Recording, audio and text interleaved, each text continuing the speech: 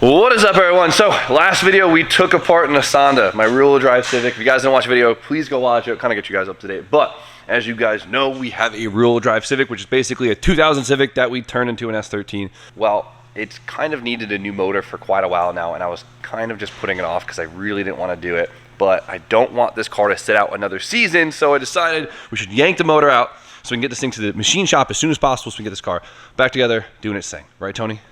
Sounds about right. It deserves it. It deserves it. So if you guys don't know about this engine, this is basically a completely stock 95 240SX long block that we basically dressed up. Slapped a turbo on it and made like 400 something horsepower. Unreal. Never truly catastrophically failed. Now the big issue with this engine is, well, it smokes really bad. Like so bad that it's embarrassing and I don't even want to drive it down the road. It's that bad. So does it have a cracked piston? Maybe. It has no valve seals left? Probably. Is the head gasket pushing a little bit? Probably that too. Today we're going to tear this engine apart and see what is actually wrong with it. Beyond any of that, this motor alone is so impressive, the fact that it's been making 400 plus horsepower completely stock. Right, Steve? KA good. KA, it could be good. KA good. So we don't have too much work to do today, so we're going to start stripping this thing apart and see what the inside of a 200,000 mile plus KA looks like. It's not going to be pretty.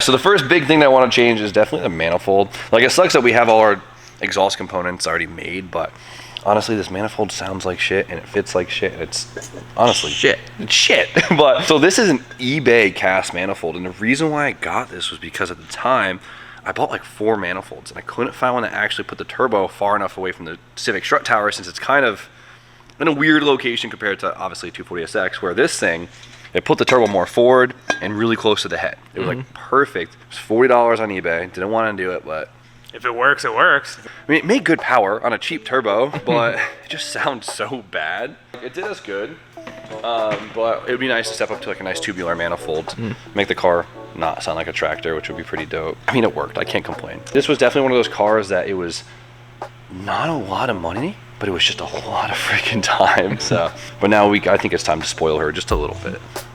Let's see how it looks under here. Why gonna look mint under here?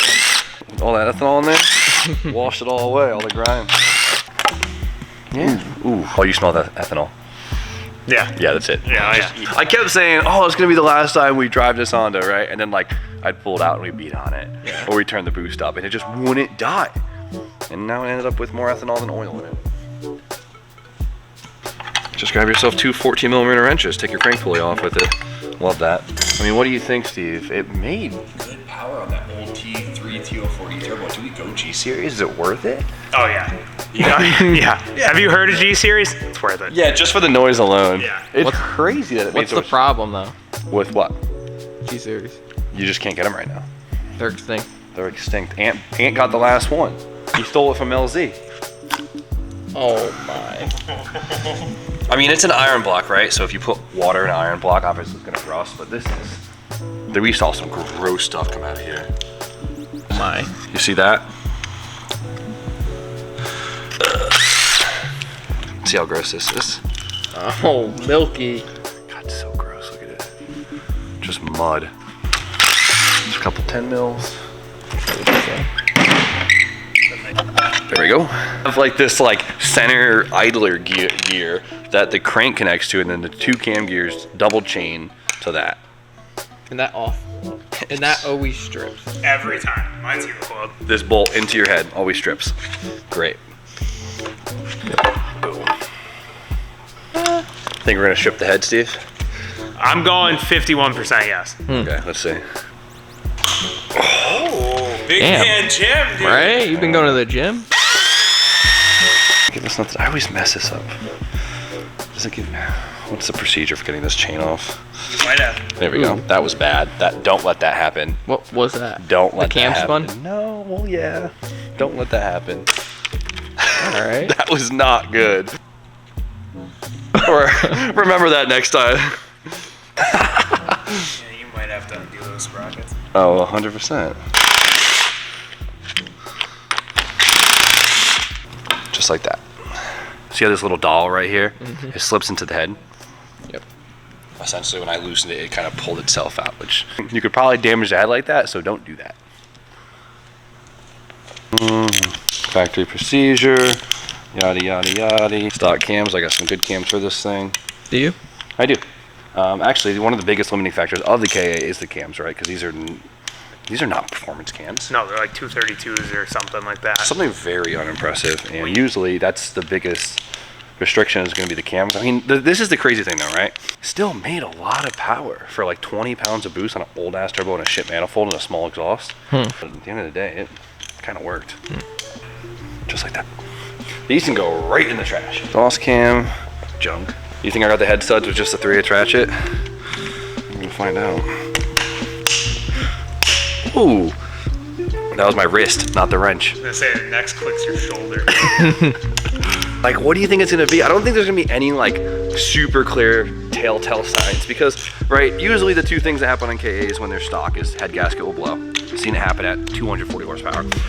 Or the pistons will break, which is super common because they're NA cast pistons and they're super weak. The rods are known to be pretty good, which is pretty cool. But obviously since it was on ethanol, that'll keep the pistons together.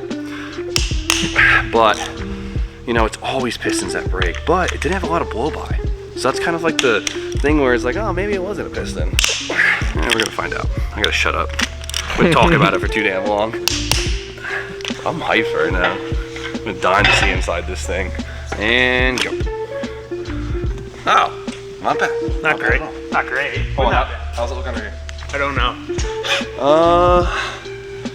I mean, no signs of anything bad. I mean, obviously we gotta get the pistons out to see, but it doesn't look like there's any breaks in the piston, at least in the top of the layer, right? So usually the ring lands will break first, so we'll actually have to physically get the piston out to see the ring land, but I don't see any like tears in the head gasket or breaks.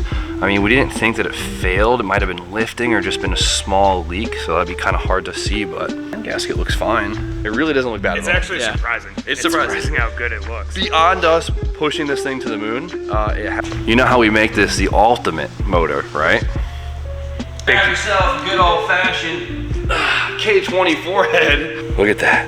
It fits great, right? Close. K24 A2 head on a A24 DE bottom end. Huh?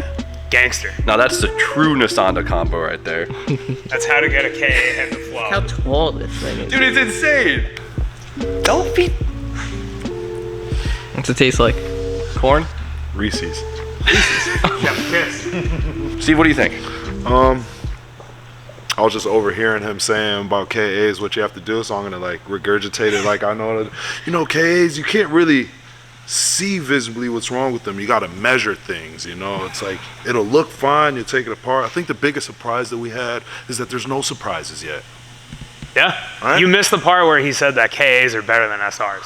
KAs are better than SR. I don't know. Don't put me on track with that. I don't know. No, No, Steve. Don't jump on that, man. Like, I don't know what the fuck is going on. I don't either. So Dee's just texted me, where you at? Come over. And I hear some loud banging coming from his bay. And it's got probably me- his head against the wall because he's fucking mental. It's got me real stressed out, so I don't know what we're about to walk into, but Let's I know see. it's gonna be interesting. Let's see what we got. Oh! What the? Not that. Jesus! Look at these guys. You just missed it. The light hit me in the head. This one. Full of Probably knocks. I hope it knocks some sense into you. It looks kind of dope. Wow, you guys made a. What'd I tell you? About what? Ah, keep the office. You want to keep the office. I never was gonna keep. Look at you. This is the I was most. just building. Destroying this thing. Well, you got right to it. Yeah, it's coming apart fairly fast. Let me get these two. Let me get these 2x4s. I'm thinking of what I should build out of it. Dude, You could build anything. the shop with is 2x4. gonna feel so big once this is down. So as you guys know, DJ moved into here by himself, and he definitely needs more shop space than office space, right? So RJ's office in the dumpster. This wall in the dumpster. But you're gonna keep Expand. Stevie's office in the merch room, right? Yep, that back room. Love that. Oh my god, this feels crazy. Where's the street bike? We threw it out in the street. There's still a quad up there, I right? know. Yeah, we Yeah, had to you're cross kinda that bridge tripping. when we get- Look at that thing. Look at up that thing. there. There's a whole quad up there. This place is held up. Come on, James. Kick that thing. Jesus, the Jordans too. Oh yeah, the back way. That's some tough ass drywall. Props to them. All right, no one get electrocuted, all right? No, we won't. Oh, you got 2x10s up there. That's a good wood, Donnie. Yeah. James, we could use this. You know where? In the back. We're making a wall. Donnie, let me get these 2x10s, dog. Making a tree house. Treehouse. What are you, 5? It does sound kind of fun, though, doesn't it? Yeah. All right, so I'm gonna leave the boys to that. They're breathing in a lot of stuff. You guys should put respirators on. Let's take apart the bottom end of the KA and, well, see if the pistons are still fully intact. Those idiots. We just got back. We'll look at the pistons a little bit more. I don't know what we were thinking before, but these things, look at that. Detonation. There's but look at it on the exhaust side. That's crazy. Something is hitting. It's like a very, That's what I thought at first. but it's like a very sharp pierce for detonation. You know what I mean? You never know, but there's some crazy marks on that side. And one of the scarier things, which is like kind of a Big deal. a big deal, and it is a KA issue, is the cylinders will get ovalized actually. And it looks like, if you look at the gaps of it, like the gap side to side is so much bigger than the gap front to rear. So I do think these pistons started to ovalize the cylinder. Ends up kind of stressing the walls. Oh yeah, what was I saying before? Look at the walls. They have hot marks on the side. What did we look at beforehand? Yeah, that's crazy. All right, so, I mean, is that major failure? Not technically. Will it lead to what the issues we're having? Potentially. I mean, is that a 400 horsepower issue or is that a 250,000 mile issue? I'd like to think it's a little bit of both. Yeah. Let's get this bottom end apart. Fine, it's fine. Oh. What a day. Dude, look at this. So nasty. We knew that was gonna happen. Just like that. How's it? The crank looks good. The surface looks good at least. Yeah, I mean it's not amazing, but it's not destroyed. Polish that out. But yeah, I mean we didn't spin a bearing, so Yeah, we know the crank's not hurt. it could be On its way. Okay, let's get these dropped. You want to catch it? Oh yeah. Got it? Boom, cylinder 4. Let's see how this looks. Cylinder 4 is always the roughest too, right? So usually the cylinder in the back of the engine usually gets it the roughest because that's usually the hottest cylinder.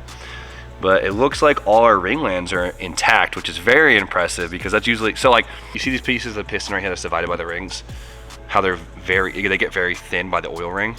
So that's usually what breaks, right? Because obviously that's the weakest part of the piston since it's so thin there.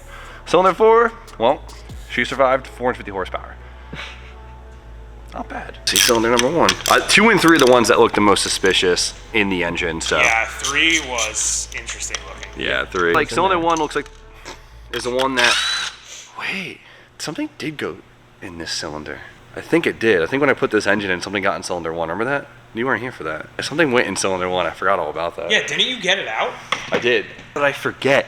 I took a magnet and put it in wire loom and dropped it in the cylinder.